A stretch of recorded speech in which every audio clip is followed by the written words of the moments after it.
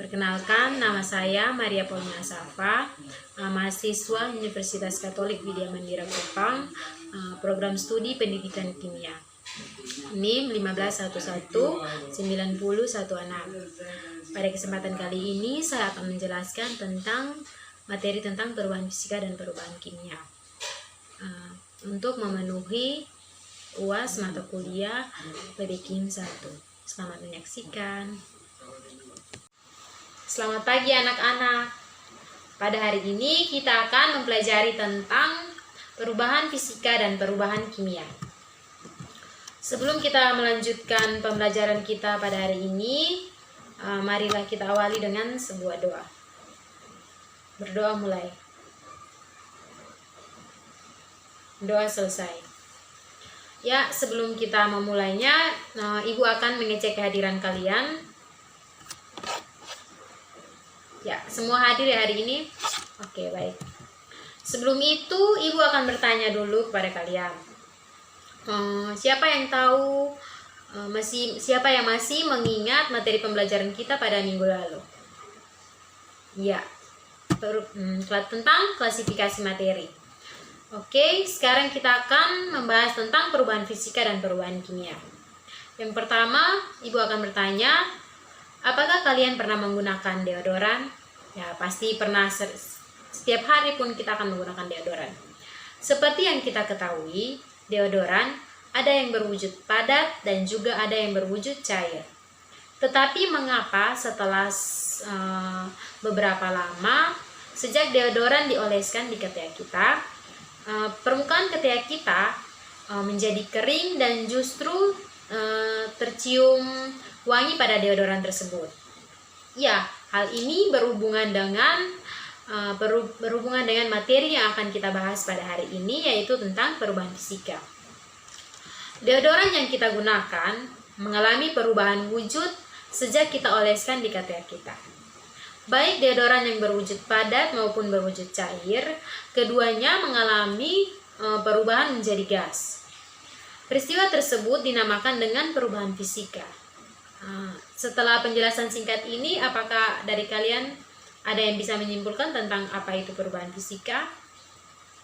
Ya, coba kamu. Oke, Ibu akan menambahkan sedikit. Jadi, perubahan fisika adalah perubahan zat yang tidak disertai dengan terbentuknya zat baru. Contohnya, menguap, mengembun, mencair, dan menyublim. Benda-benda yang kita kenal dalam kehidupan kita sehari-hari seringkali mengalami perubahan. Perubahan tersebut ada yang bersifat langsung dapat kita amati, dan namun ada juga yang memerlukan waktu yang lama untuk diamati. Perubahan benda-benda yang tersebut dikenal dengan perubahan materi. Contoh perubahan materi yang berlangsung secara cepat yaitu pada pembakaran kertas. Sedangkan yang memerlukan waktu yang lama yaitu proses perkaratan pada besi. Perubahan materi dapat berlangsung melalui dua cara, yaitu perubahan fisika dan perubahan kimia. Agar kalian dapat membedakan perubahan fisika dan perubahan kimia, maka di sini Ibu telah menyediakan sebuah video percobaan. Oleh karena itu, Ibu meminta kepada kalian untuk mengamati video ini, dan setelah itu Ibu akan memberikan pertanyaan kepada kalian. Mana yang termasuk perubahan fisika dan mana yang merupakan perubahan kimia. Oke, diamati dulu videonya.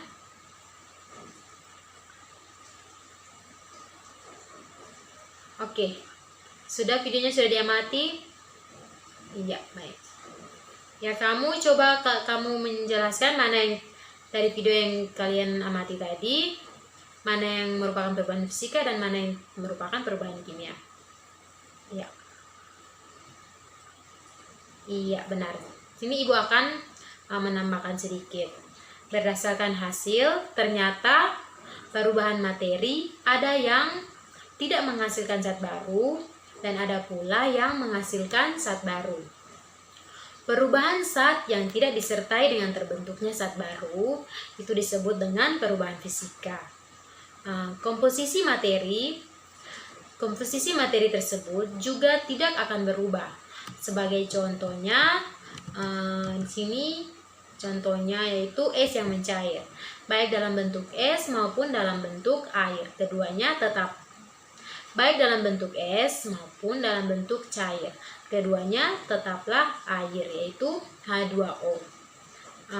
Contoh perubahan fisika yang lain antara lain yaitu menguap, mengembun, mencair, membeku, menyublim, melarut, serta perubahan bentuk.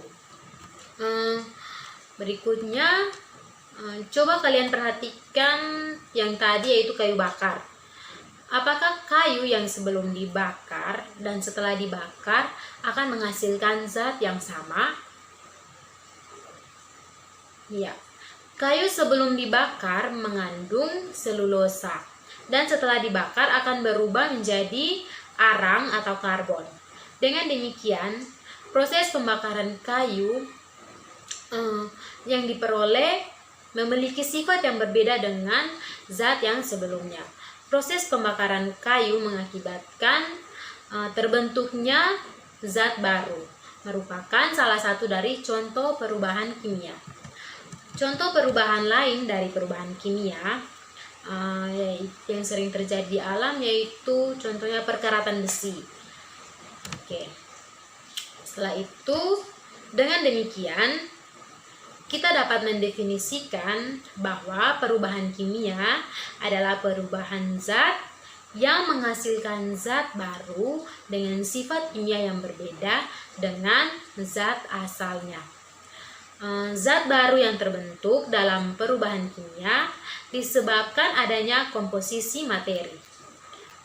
Perubahan tersebut dapat berupa penggabungan jumlah zat atau peruraian suatu zat. Berlangsungnya perubahan kimia dapat diketahui dengan ciri-ciri sebagai berikut. Yang pertama, terbentuknya gas. Yang kedua, terbentuknya endapan. Yang ketiga, terjadinya perubahan warna. Dan yang keempat, terjadinya perubahan suhu. Ciri yang pertama yaitu pembentukan gas. Reaksi kimia ini bersifat unik. Pada beberapa reaksi kimia tertentu dapat membentuk gas. Salah satu contoh perubahan kimia yang menimbulkan pembentukan gas yaitu saat kita melarutkan serbuk minuman penghilang panas ke dalam segelas air, maka akan muncul gas saat air dan serbuk itu tercampur. Yang kedua, pembentukan endapan. Pada beberapa reaksi kimia tertentu dapat menghasilkan endapan.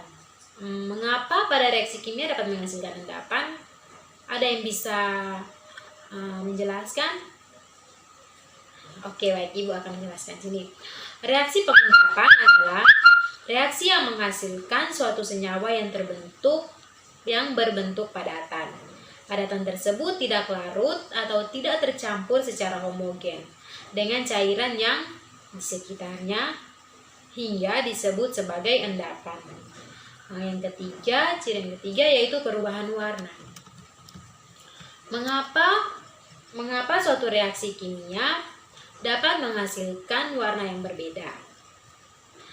Ketika suatu reaksi kimia berlangsung, maka akan terjadi perubahan komposisi dan terbentuk zat yang baru yang mungkin memiliki warna yang berbeda.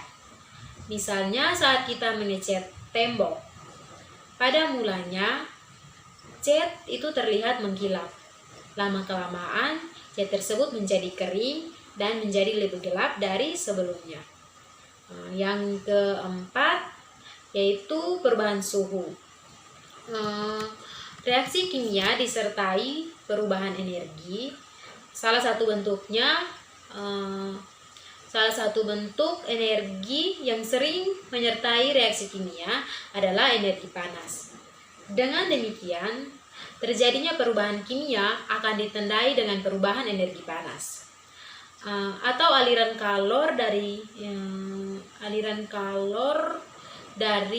atau ke lingkungannya.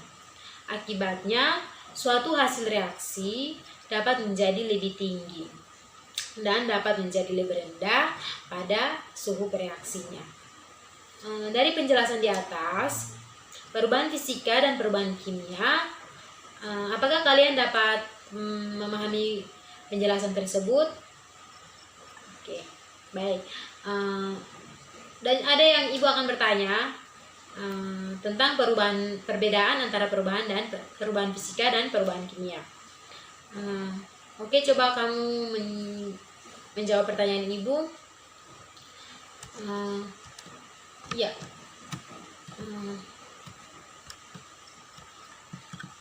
Oke, ibu akan menambahkan sedikit, yaitu perbedaan antara perubahan fisika dan perubahan kimia. Yang pertama, perubahan fisika. Perubahan fisika tidak terbentuk zat baru, namun pada perubahan kimia dapat terbentuk zat yang baru. Yang kedua, komposisi materi pada perubahan fisika tidak dapat berubah. Pada perubahan kimia, komposisi materi sebelum dan sesudah reaksi akan mengalami perubahan. Yang ketiga, pada perubahan fisika tidak terjadi perubahan warna, bau, rasa, dan tidak terbentuk endapan. Namun pada perubahan kimia ini akan ditandai dengan adanya terbentuknya gas, endapan, perubahan suhu, perubahan warna, perubahan bau, dan perubahan rasa. Oke. Selanjutnya, masih banyak lagi contoh perubahan kimia dan fisika yang berada di alam sekitar kita, atau berada di rumah, atau pokoknya masih terlalu banyak. Oke. Baik, dari penjelasan di atas dapat disimpulkan perubahan kimia yaitu perubahan yang dapat menghasilkan zat baru dengan sifat kimia yang berbeda dengan zat asalnya. Perubahan fisika yaitu perubahan yang tidak disertai dengan terbentuknya zat jenis baru. Oke, sampai di sini dulu pertemuan kita hari ini. Ibu akan memberikan tugas kepada kalian. Tugasnya akan dikumpulkan minggu depan, dipraktekkan di depan. Tugasnya dalam bentuk kelompok 2 atau 3 orang. Oke, sekian sekian penjelasan dari ibu. Hari ini kita sampai di sini dulu. Kita awali untuk menutup proses pembelajaran kita menutupnya dengan doa. Berdoa mulai. Doa selesai. Oke, sampai jumpa di minggu depan. Tolong mengerjakan tugas-tugas ya.